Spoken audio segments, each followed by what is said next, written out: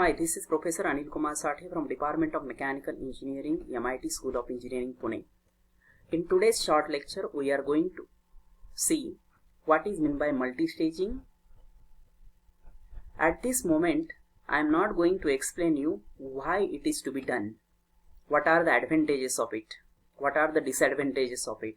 These things I am going to explain you in next lectures. But at this point of time, I am going to explain you what is exactly meant by multi-staging. Multi-staging means we are compressing the air in number of stages, multiple stages. What is meant by stage? Number of cylinders is equal to number of stages. If compressor consists of two cylinders, arranged one after another means delivery of the first cylinder goes as an inlet of the second cylinder, means one after another. Cylinders are arranged one after another, that is called as two-stage compressor. Now you can look at here. This is the simple case of a two-stage compression. Like that, there may be 3 or 4 stages depending on how much pressure requirement is there. Now you can see here, this P1 and T1 is atmospheric condition. P1 and T1 because air is sucked to compress from the atmosphere. So P1, T1 atmospheric condition. They are getting sucked inside the first cylinder. So this is a first cylinder, also called as low pressure cylinder, as it is a first cylinder. Diameter of this cylinder is D1. Now at the exit of the first cylinder, the pressure becomes P2 and T2.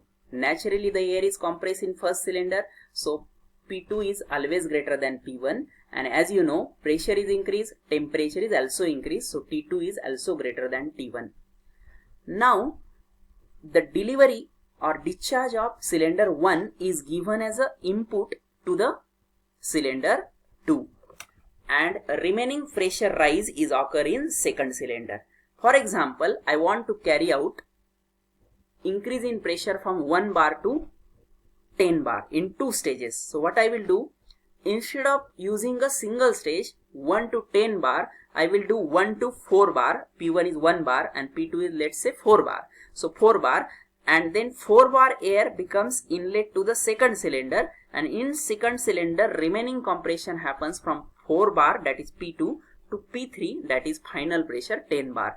So instead of going from 1 to 10 bar in a single cylinder, that is a single stage, I will divide into 2 cylinders, that means 2 stages. 1 to 4 bar, let's take an example, 1 to 4 bar in first stage and 4 to 10 bar in second stage. Now P2 is called as intermediate pressure. Intermediate pressure means delivery of first cylinder, and that is a suction of second cylinder. So this P2, what should be the exact value of P2 so that the work required to drive the compressor is minimum? For that we are going to see the derivation. But at this moment you just remember, P1 is the inlet pressure, P2 is the intermediate pressure, and P3 is the final discharge pressure, that is after two-stage compression. Now in the similar fashion, if there are 3 stages, what is the initial pressure? P1. And what is the final pressure? P4. And what are the intermediate pressures? P2 and P3. If the compressor is 3 stage, what is the suction pressure? P1. What is the delivery pressure? That is P4. And what are the intermediate pressures? P2, P3. So in the similar fashion, number of stages we can increase. So this figure is only for 2 stage. P1, P2 and P3. P1 is suction, P3 is delivery, and P2 is intermediate pressure. Now you can see what is this intercooler means. Now what is the use of intercooler? Intercooler is a heat exchanger. As you know, because of the pressure rise in first stage, pressure rises as well as temperature also rises. What is the objective of compressor? We have to increase only pressure. We need not to increase temperature, because if temperature is increased, density of air again drops down because of higher temperature. And that's why before going to the second cylinder, the temperature should be reduced.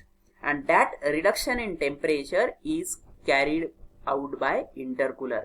So intercooler is simply heat exchanger which takes the heat away from the compressed air and air gets cooled. So what is the temperature at the outlet of first cylinder? It's T2. So by rejecting heat in an intercooler to the surrounding medium, the T2 becomes T2 dash. T2 becomes T2 dash. This T2 dash is definitely less than T2 because cooling happens for the air. But pressure remains same. P2 remains as P2 because in heat exchanger pressure will not drop. Only heat is rejected to the surrounding. So T2 is reduced to T2 dash. Now remember one thing. I will give an example. T1 is, let's say, 25 degrees Celsius and pressure is 1 bar. These are atmospheric conditions. Just imagine for clear understanding. P1 and T1 is 1 bar and 25 degrees Celsius. After compression in first cylinder, P2 becomes, let's say, 4 bar and temperature becomes, let's say, 50 degrees Celsius. After compression in first stage, pressure is also increased from 1 bar to 4 bar and temperature is from 25 to 50 degrees Celsius. Now after passing through intercooler, this hot air, it rejects the heat. Pressure remains as 4 bar only. P2 is 4 bar here. Here also P2 4 bar. That means in heat exchanger pressure never drops. But temperature is reduced as heat is rejected to the surrounding. So 50 temperature is reduced, and that if 50 becomes again to 25 after rejecting heat to the surrounding, that case is called as a perfect intercooling case.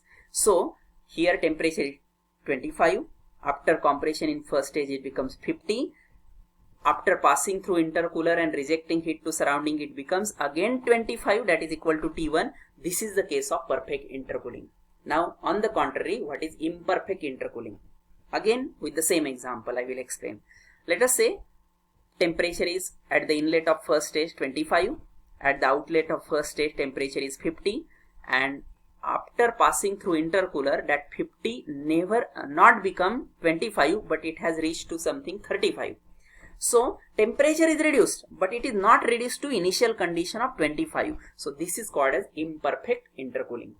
Okay, now because of that cooling, what is the advantage we are getting, that we can see in the next lecture. That is actually advantage of multi-staging also. But I think you understood what is meant by intercooling. So after intercooling, the air is passed to second cylinder as an inlet, and in the second cylinder the pressure is increased to P3 and temperature is also increased to T3. Now if the compressor is only of 2 stage, this air goes to the receiver tank. If it is of 3 stage, the delivery of second stage is given to another cylinder, that is the third cylinder here. So it becomes again, and in the third cylinder it is again compressed and it is then discharged to the receiver. Like that number of stages are working. So this figure is only given for 2-stage compression. Here important point is this intercooler. Because of intercooler, what exactly happens, that you have to remember. And the second thing you can observe here, the diameter D1 of first stage, that is the first cylinder, and diameter D2, that is diameter of second cylinder, they are different. Cylinder diameters are different. D1 is greater than D2. First stage diameter is always higher than second stage diameter or second cylinder diameter. Why it is so? Simple reason is there. If you are compressing the pressure in first stage and you are sending as an inlet to the second stage with the same diameter, let us imagine both cylinders are having same diameter. If it is given as an inlet to the second stage having the same diameter as that of first stage, the air again, whatever is compressed air is there, it is again expanded because volume is higher. You know, pressure is increased in first cylinder means it requires less volume to store, and when it is entered, it finds the similar volume as that of first stage, so it again get expanded. So there is no use of compression in first stage, and that's why as the air is already pressurized in first stage, it requires lesser volume, you know it. So you require less diameter cylinder. Less diameter means to get that air inducted you require a lesser volume. If you provide the same volume, it again get expanded and there is no use of compression in first stage, and therefore as number of stages are increased, in a consecutive stage, the diameter of the cylinder go on reducing. So remember one thing, this is two-stage compressor. Here diameters are different but stroke length remains same because both the cylinder, connecting rod, pistons are driven by the common crankshaft. So this is about the multi-staging. Now we will see the process of compression in multi-stage on a PV diagram. So you can see here this 0 to 1 is suction of first stage. Just imagine clearance volume is not there and this dotted line is a top dead center, that is y-axis. Just imagine for understanding. So 0 to 1 is suction of first stage, 1 to 2 is compression of first stage, 2 to 2 dash, 2 to 2 dash, it is a process happens inside intercooler, that is a constant pressure process. Just look at here, P1 to P2 compression in first stage, 2 point to 2 dash point, 2 to 2 dash, where pressure remains as P2, P2. Pressure is not changing, so P2 and P2 is same, but T2 is changed to T2 dash, means temperature is reduced. So you can see here 1 to 2 is compression in first stage, 2 to 2 dash process happens in intercooler, that is a constant pressure process. Here temperature changes from T2 to T2 dash, and 2 dash to 3.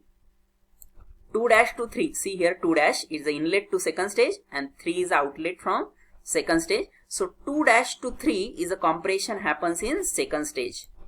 So 2 dash to 3 and 3 to 4 is a delivery. 3 to 4 is delivery. So PV diagram for two stage compression is 0 to 1, 1 to 2, 2 to 2 dash intercooling, 2 dash to 3 is compression in second stage and 3 to 4 is delivery. Again I repeat, 0 to 1 is suction of first stage, 1 to 2 is a compression of first stage, 2 to 2 dash is constant pressure intercooling, which is at intermediate pressure P2, look at here, 2 dash to 3 is compression of second stage, and 3 to 4 is delivery at discharge pressure P3. So this is the PV diagram for two stage compression.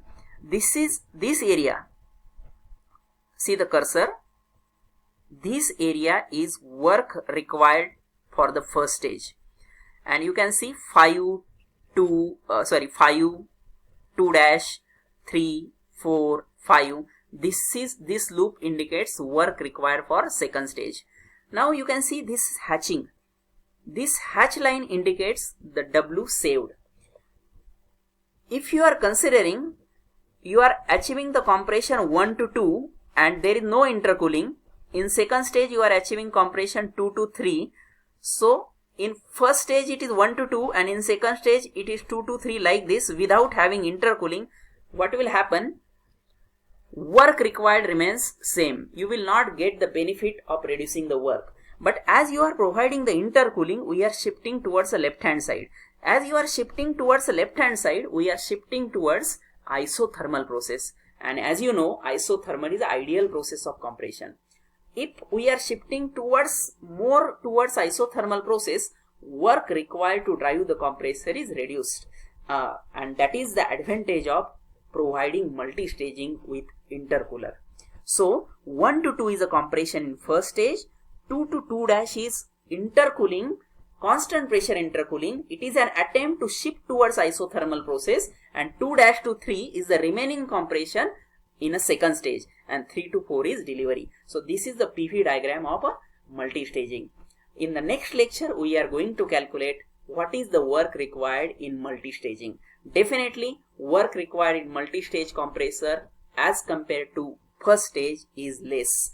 For example, I want to carry out the pressure rise from 1 bar to 10 bar in a single cylinder, and the same thing if I am trying by 1 to 4 bar and 4 to 10 bar in two stages. The second case, work required is definitely less as compared to the work required in a single stage, and that's why multi-staging is used with intercooling. Thank you. In next lecture we are going to see the work required for multi-staging. Definitely it is less than work required for single staging. Thank you.